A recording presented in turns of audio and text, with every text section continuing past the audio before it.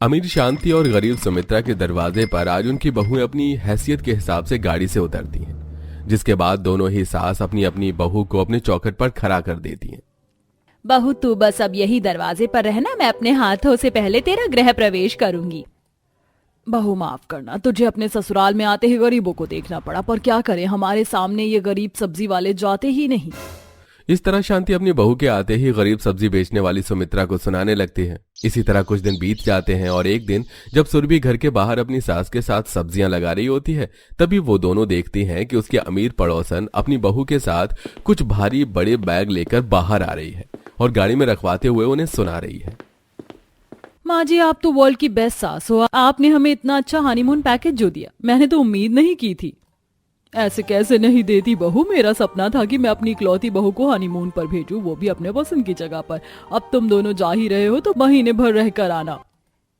बहू तेरी शादी में अभी अभी हुई है और माफ करना, शादी के बाद तुम दोनों घर से बाहर भी नहीं जा पाए।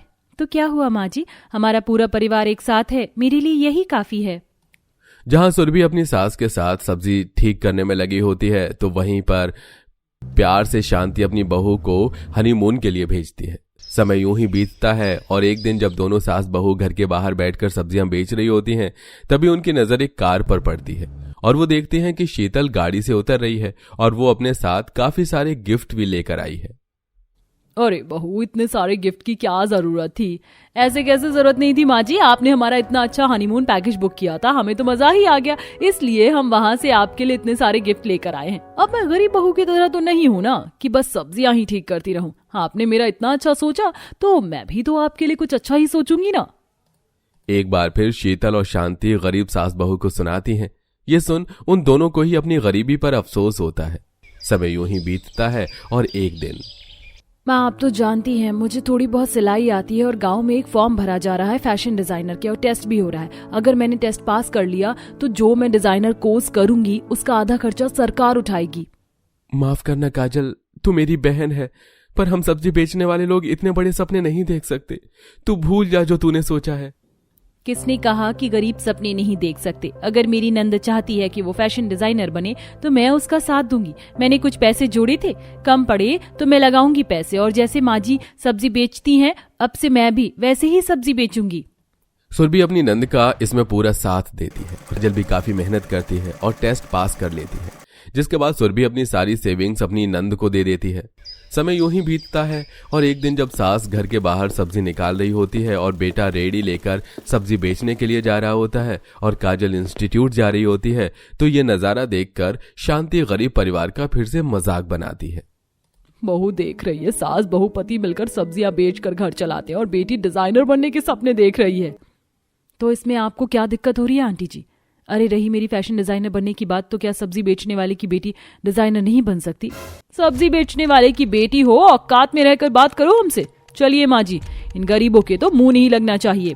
मुंह बनाकर शीतल अपनी सास के साथ अंदर चली जाती है। समय गुजरता है और काजल दिन रात मेहनत करती और अब तो वो आस पड़ोस के भी कपड़े सिलना शुरू कर देती है।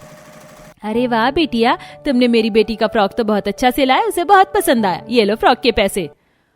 देखो भाभी, मुझे मेरी ड्रेस की पहली फीस मिली है। वो पैसे देखकर न सिर्फ काजल बल्कि पूरा परिवार बेहद खुश होता है। समय यूं ही बीतता है और एक दिन जब घर के बाहर सुमित्रा सब्जी बेच रही होती है, तो वहां शांति शीतल के साथ सब्जी लेने के बहाने आती है और सब्जी छांटते हुए बोलती है, बहू 1-2 महीने बाद तेरी एनिवर्सरी आ रही है, तो मैं सोच रही हूँ कि हम इस बार अपने घर के बाहर एक छोटी सी पार्टी रखें। अब तू बता, तुझे कैसी ड्रेस चाहिए अपनी एनिवर्सरी पर? माँ जी, ये भी कोई पूछने वाली बात है? जब आप मुझे हनीमून का पैकेज दे सकती हैं तो मुझे पूरा यकीन है आप पर कि आप मेरी एनिवर्सरी ड्रेस किसी फेमस डिजाइनर से ही डिजाइन करवाओगी। मेरी बहू को मुझ पर कितना विश्वास है। वैसे सुमित्रा, तेरे बेटे बहू की भी तो एनिवर्सरी आ रही है, तू क्या देगी अपनी बहू को? वैसे तो जैसी सब्जी बेचने वाली क्या ही दे सकती है अपनी बहू को। मेरी सास मुझे एनिवर्सरी गिफ्ट क्या देंगी इसकी चिंता आप मत कीजिए। आंटी जी सब्जी लेने आई है, सब्जी लीजिए। उस दिन सुरभि भी अपनी अमीर पड़ोसन को सुना देती है। सुरभि की बातें सुनकर दोनों सास बहू सब्जी लेकर घर जाती हैं। अब इसी तरह कुछ दिन बीत जाते हैं और एक दिन फोन पर बात करती हुई शीतल घर के बाहर आती है। आई नो, आप बहुत बड़े डिजाइनर हैं, आपके पास एक्टर्स की ड्रेस के ऑर्डर आते हैं, पर हम भी कोई सब्जी बेचने वाली मामूली इंसान नहीं है। 10 तारीख को मेरी एनिवर्सरी है, मेरी ड्रेस एक दिन पहले आ जानी चाहिए टाइम पर। माँ, ये लोग हर समय अपनी अमीरी का इतना घमंड क्यों दिखाते हैं हमें? अब तुम देखना, मैं भाभी के लिए ऐसी ड्रेस बनाऊंगी जिसे देखकर इनकी आंखें फटी की फटी रह जाएंगी। तूने तो मेरे मुंह की बात छीन ली काजल, मैं भी तुझे यही कहने वाली थी। इस बार मैं अपनी बहू को उसकी एनिवर्सरी पर बहुत अच्छी ड्रेस दूंगी और उसे सिलने की जिम्मेदारी तेरी है। इस तरह अब काजल घर बैठकर सिलाई करती है और कुछ पैसे जोड़ती है और अपनी माँ के साथ बाजार जाकर सस्ते कपड़े लेकर आती है और घर में ही सिलाई करती है, जिसमें सास की कभी कभी इस ड्रेस को सजाने में मदद करती है। बेटा, ये बहुत स्पेशल ड्रेस है, इसे अच्छा बनाने के लिए हमें और मेहनत करनी पड़ेगी। इसे सबसे हटकर बनाना है हमें और एनिवर्सरी तक इसे अपनी भाभी से छुपा कर रखना, यह उसका सरप्राइज होने वाला है। ठीक है माँ। समय यूं ही बीतता है और बहुत जल्द सुरभि और शीतल की एनिवर्सरी का दिन आ जाता है, जहां एक तरफ शीतल के घर के बाहर छोटी सी पार्टी चल रही होती है और बड़े बड़े लोग अच्छे कपड़े पहन कर आते हैं, तो वहीं एनिवर्सरी वाले दिन सुरभि घर में होती है और काजल अपने भाई के साथ मिलकर घर के बाहर फूलों और बलून से घर को सजाती है और सुमित्रा अपने हाथों से अपनी बहू के लिए चॉकलेट केक बनाती है। ओह माय गॉड शीतल, तुम इस ड्रेस में बहुत प्यारी लग रही हो। वैसे तुम्हारे बगल वाले घर के बाहर वो औरत जो सब्जी बेचती थी ना, हाँ, जो उनके घर में भी कुछ है क्या? थैंक यू मेरे सुंदर गाउन की तारीफ करने के लिए। और उस गरीब की भी आज शादी की सालगिरह है। देखो कैसे गरीब लोग एक एक पैसे जोड़कर अपने हाथों से सब कुछ कर रहे हैं। पार्टी में आया हर इंसान शीतल की ड्रेस की काफी तारीफ करता है, पर कुछ ही देर में रवि सुरभि की आंखों पर पट्टी बांधकर बाहर लाता है और जब सुरभि अपनी आंखें खोलती है तो सुमित्रा उसे एक प्यारा सा गाउन देती है। माँ जी, ये गाउन तो बहुत सुंदर है, ये तो बहुत महंगा होगा, इतने पैसे कहाँ से आए? बहू, भूल गई, तूने अपने पैसे खर्च करके अपनी नंद को फैशन डिजाइनर बनाया है। ये गाउन मेरी बेटी ने सिला है। Thank you Nand ji. भाभी, मुझे थैंक यू बोलने की कोई जरूरत नहीं है। 9 बज चुके हैं, मुझे बहुत भूख लगी। अब जल्दी से ड्रेस पहन कर आओ और केक काटो। आखिर ये आपकी फर्स्ट एनिवर्सरी है, तो माँ की तरफ से एक ड्रेस तो बनती थी, बस मेहनत मेरी है। अब गरीब बहू अपनी सास की दी हुई ड्रेस पहन कर आती है और केक काटती है। इस तरह गरीब परिवार खुशियां मना रहा होता है और ये सब कुछ अमीर शीतल के घर आए मेहमान देख रहे होते हैं। शीतल भी जल जाती है और गुस्से में जैसे ही जाकर कुर्सी पर बैठती है, उसकी ड्रेस पीछे से फट जाती है। तभी सास जल्दी जाकर उसे ढकती है और ये देखकर आए सभी मेहमान हंसने लगते हैं। माफ करना शीतल, पर तुम इतनी अमीर हो, फिर भी तुम्हारी ड्रेस 2 घंटे भी नहीं चली। इतनी टाइट ड्रेस पहनने का क्या मतलब था? और तुमने कैसे डिजाइनर से अपनी ड्रेस डिजाइन करवाई? इससे तो अच्छा तुम अपनी गरीब पड़ोसन से पूछ लेती और वहीं से तुम भी ड्रेस मंगवा लेती। मुझसे तो अब और नहीं रहा जा रहा, मैं तो जा रही हूँ पूछने। फिर मैं भी अपने कपड़े डिजाइन करवाऊंगी जहाँ से उसने करवाए हैं। शीतल के दोस्त से रहा नहीं जाता और वो सब उसकी पार्टी छोड़कर सुरभि के पास जाते हैं और उसकी ड्रेस की तारीफ करते हैं। हमने देखा तुम्हारी ड्रेस ऑसम लग रही है, हमें भी बताओ ना, कहाँ से तुमने ड्रेस डिजाइन करवाई? ये ड्रेस मैंने कहीं से डिजाइन नहीं करवाई, मेरी सास ने गिफ्ट की है और इसे मेरी नंद ने सिला है। मेरा डिजाइनर कोई और नहीं बल्कि मेरी नंद है। बहन, तुम तो बहुत अच्छी डिजाइनर हो। मेरे कांटेक्ट में 1-2 डिजाइनर हैं, पर तुमने तो उनको भी फेल कर दिया। क्या आने वाली हर पार्टी के लिए तुम हमारे कपड़े डिजाइन करोगी?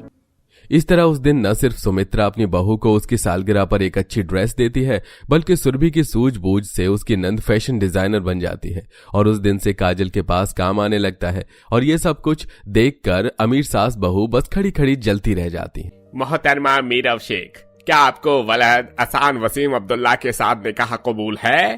काजी साहब के पूछने पर गरीब मीरब डबडबाई आंखों से एहसान की आंखों में देखती है और दोनों एक साथ कहते हैं, जी हाँ, हमें निकाह कबूल है। आज से आप दोनों शोहर बेगम हुए। एहसान मीरब से मस्जिद में निकाह करके उसे अपने बड़े से घर में ले आता है। मीरब के चेहरे पर डर का शिकंज साफ साफ झलक रहा था। मीरब, सब खैरियत तो है? तुम हमारे निकाह से खुश नहीं हो क्या? एहसान, मैं बहुत खुश हूँ। मैंने जिससे बेपनाह मोहब्बत की थी वो मुझे शौहर के रूप में मुकम्मल हो गया, मगर डरती हूँ तुम्हारी अम्मी जान ने मुझ गरीब को कबूल नहीं किया तो मैं टूट कर बिखर जाऊंगी। मीरब, अगर अम्मी को बेटा चाहिए तो तुम्हें उन्हें कबूल करना होगा। एहसान जैसे ही डोरबेल बजाता है, उस बड़े मकान का दरवाजा रुकैया खोलती है, जो कि गरीबों को पांव की जूती समझती है। मीरब डरते डरते सलाम करती है। अस्सलाम वालेकुम अम्मी जान। अरे ओ लड़की, ये क्या नाफरमानी है? किस हक से तुमने मुझे अम्मी कहा? एहसान, कौन है ये? माँ ये मीरब है, मैंने इसे निकाह कर लिया, ये आपकी बहू है। ये सुनकर घमंडी रुकैया का पारा चढ़ जाता है। या अल्लाह एहसान, तूने निकाह कर लिया, लेकिन मैं किसी भी सूरत में इस लड़की को अपनी बहू बेगम के रूप में कबूल नहीं करूंगी। या तो अब ये मेरे घर से जाएगी या मेरा जनाजा निकलेगा। अम्मी जान, अल्लाह के वास्ते इस कदर की बातें ना करें। फांसी पर चढ़ने वाले से भी उसकी आखिरी ख्वाहिश पूछी जाती है। आप हमें एक मौका देकर तो देखिए। रुकैया बेगम, अब इस निकाह को नकारा भी तो नहीं जा सकता। गुस्सा थूक दो, एहसान बहू को कमरे में ले जाओ। जी अब्बू। अपने बड़े बेटे के एकदम से निकाह करने के कारण रुकैया को बड़ा झटका लगता है। उसे अपने छोटे बेटे की चिंता सताने लगती है। या अल्लाह, कहीं शहजाद भी अपने बड़े भाई के नक्शे कदम पर चलकर खुद से निकाह ना कर ले। मेरी तो सारी ख्वाहिशों पर पानी फिर जाएगा। मैं उसका निकाह ऊंचे खानदान में करवाऊंगी। थोड़े ही दिन बाद रुकैया अमीर खानदान से हाला चुनती है और उसे बहू बनाकर उतारती है। अल्लाह कसम आला बहू, कितना नूर है तुम्हारी सूरत पर। अल्लाह मियाँ ने फुर्सत से नवाजा है मेरी बहू को। शुक्रिया अम्मी जान। अम्मी जी, मैं तो थककर चूर हो गई हूँ। हाँ हाँ बहू, जाओ थोड़ा आराम फरमा लो। हाला मीरब को घमंड से घूर कर चली जाती है। अगली सुबह, नहीं दुल्हन, तुम पहली दावत में क्या पका रही हो? फिलहाल तो मैंने कुछ सोचा नहीं अम्मी जान। अरे मैं क्यों बनाऊं दावत, इतना सारा दहेज लेके किस लिए आई हूँ। बहू ऐसा करो, तुम मटन कोरमा, बिरयानी, तंदूरी चिकन, लच्छा पराठा बना लो। पर अम्मी जान, मैं अकेले इतना कुछ कैसे बनाऊंगी। कोई नहीं हाला, मैं तुम्हारी मदद करवा दूंगी। खबरदार मेरी गरीबजादी बहू, अगर तुमने किसी खाने को हाथ लगाया तो अल्लाह कसम मैं नहीं खाऊंगी। दोनों सास बहू के बीच के बैर को देखकर हाला उसे बढ़ाने के ख्याली पुकाव पकाने लगती है। वाह अल्लाह मियाँ, मुझे तकाजा नहीं था कि ये गरीब बहू सासू माँ की आंखों में खटकती है। अब इसे मैं घर से आसानी से निकाल फेंकूंगी और फिर राज करूंगी। हाला मीरब को इशारे में बावर्ची खाने में बुलाकर मगरमच्छ के आंसू दिखाती है। आपा, मुझे खाना बनाना नहीं आता, मैं क्या बनाकर परोसूंगी। हाला रो नहीं, मैं सारा खाना बना दूंगी, तुम ले जाकर परोस देना। शुक्रिया आपा, आप ना होती तो मेरी तो मिट्टी पहाड़ हो जाती। मीरब कुछ देर में सारी दावत बना लेती है। तभी खुशबू लेते हुए अमीरजादी बहू कहती है, वाह आपा, आप तो बड़ा लजीज खाना बनाती हैं। बड़े बड़े खानसामे भी फेल हो जाएं आपके आगे तो। बस अल्लाह की रहमत है हाला। मैं बहुत छोटी थी जब अम्मी का इंतकाल हो गया। अब्बू को मैं भी पकाकर खिलाती थी और खासकर रमजान के रोजों में बड़ा ही स्वाद खाना उतरता था। खाना तैयार है, चक्कर बताओ। आपा, मिर्च कम है थोड़ा, और मिर्च बढ़ाइए, मैं अभी आई। आला अगले ही पल रुकैया को रसोई में लाती है और अलग ही कहानी पेश करती है। अल्लाह मेरी तौबा, देखा आपने अम्मी जान, ये मेरे खाने में मिर्ची डालकर उसे खराब करना चाहती है, इसलिए तब से रसोई के बाहर बिल्ली की तरह रास्ता काट रही थी। पर हाला, तुमने ही मुझे मिर्च डालने को कहा था। अम्मी जान, हमारा एतबार करे, अल्लाह कसम। खामोश रह, गरीब कहीं की, तेरी तो नीयत में खोट है, निकल मेरे घर से। अपनी अमीर बहू के भड़कावे में रुकैया जोश जोश में बंटवारे का अहम कदम उठाती है और दोनों को घर से बेघर कर देती है, जहां एक फूस का झोपड़ा बना था। अम्मी, आप भाईजान को घर से कैसे निकाल सकती हैं? वो बेटे हैं इस घर के। भाईजान ठहर जाइए आप। इसने अपनी अम्मी के खिलाफ जाकर इस गरीब लड़की का हाथ थामकर खता की है, इसे सजा भुगतना होगा। आपका हुक्म सर आंखों पर। अम्मी चलो मीरा। देखते देखते रमजान का बाजार सज जाता है। सास रुकैया और अमीर बहू खरीदारी करके आती हैं। उफ अम्मी जान, मेरे दोनों हाथ कितने भर गए हैं, आपने मुझे एक साथ 10 जोड़े जो दिलवा दिए हैं। हाँ, तो निकाह के बाद तुम ससुराल में पहला रोजा रखने वाली हो बहू, ऐसे में सास का फर्ज बनता है बहू को जोड़ा दिलवाने का। बदल बदल कर गरारा शरारा सूट पहनना। वैसे फल खजूर भी सही भाव के मिल गए। दोनों बातचीत करते हुए अंदर चली जाती हैं। वहीं मीरब की आंखों में अभी उम्मीद लगी थी। रात ढले एहसान थैली में थोड़ा राशन लेकर लौटता है। अजी आप आ गए? हाँ, थोड़ा राशन भी लाया हूँ, और ये 2-4 फांक खजूर के, इसे रोजा खोल लेंगे। बाजार में तरह तरह के फल बिक रहे थे, अनार, आलू बुखारा, लेकिन पैसे नहीं बचे। कोई नहीं जी, अल्लाह मियाँ ने जो दिया है काफी है, इसमें कल का पहला रोजा कट जाएगा। सुबह के 3 बजते ही गरीब बहू दुखी होकर पूरी शिद्दत से नमाज अदा करती है। अल्लाह पाक, ये मेरा पहला रोजा है। सुना है रमजान के पाक महीने में आप सबकी सुनते हैं। मैं दुआ मांगती हूँ रोजा गुजरने से पहले अम्मी जान के जहन से सारी खटास, गिले शिकवे मिट जाएं। मीरब आंसू बहा बहा कर दुआ मांगती है और थोड़े राशन में पतली सी दाल रोटी बनाती है। वहीं अमीर बहू एसी की ठंडक में पैर पसारे सोई हुई थी।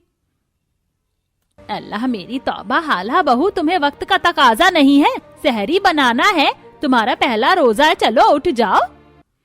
गुस्से में तमतमा कर घमंडी हाला गुस्से में सास को झड़प देती है।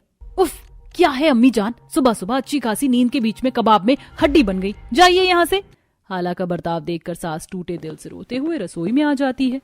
वो देखती है कि कैसे उसकी गरीब बहू चूल्हे के धुएं में खाना बना रही है। कुछ देर बाद रुकैया दस्तरखान पर सहरी सजाती है। हाला आती है।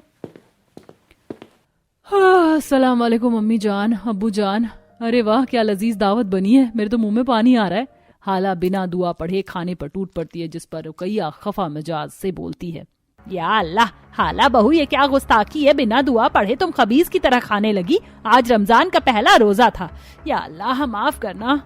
अम्मी जान खबरदार, जो आइंदा मुझसे ऊंचे लहजे में बात की, मैं आपकी गरीब बहू नहीं हूँ जो आपका लहजा बर्दाश्त करूंगी, ईंट से ईंट बजा कर रख दूंगी। ऐसे धमकी देकर घमंडी हाला रोजे का ज्यादातर खाना प्लेट में भरकर लेकर चली जाती है और एसी की ठंडक में खाकर पूरे कमरे में इधर उधर हड्डी फैला देती है।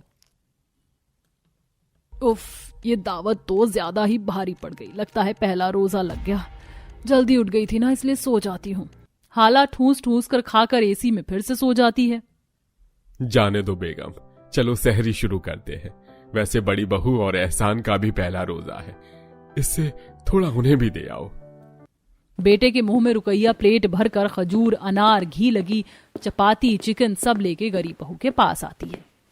एहसान ये लीजिए, आप मेरे हिस्से में से एक और रोटी ले लीजिए। मीरब, तुम अपने हिस्से की रोटी मुझे दे दोगी तो तुम्हारे लिए क्या बचेगा? अजी एक रोटी है तो और बाकी दाल पी लूंगी, आपको तो बाहर जाकर मेहनत करनी है, अच्छे से खा लीजिए। गरीब बहू का दयालु स्वभाव देखकर रुकैया की आंखें डबडबा जाती हैं। भले ही मेरा बहू गरीब है, लेकिन कितने खरे दीन ईमान वाली है।